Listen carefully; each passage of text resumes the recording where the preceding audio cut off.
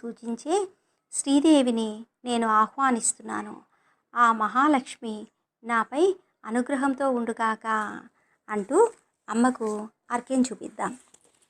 జలం ఉద్దరేణితో తీసుకుని కుంకుమ చందనాలతో నిండిన పాద్యాన్ని, రక్తాక్షతలతో కూడిన అర్ఘ్యాన్ని, నిర్మల జలాలను ఆచమనార్థం భక్తితో అమ్మా నీకు సమర్పిస్తున్నాను అంటూ పక్కనున్న ప్లేట్లో వదిలిపెట్టేద్దాం.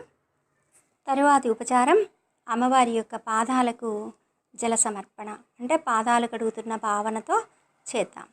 కాంసోస్మితాం హిరణ్య ప్రాకారమార్థాం జ్వలంతీం తృప్తాం తర్పయంతీం పద్మే స్థితాం పద్మవర్ణాం తామిహోపహ్వయే శ్రియం.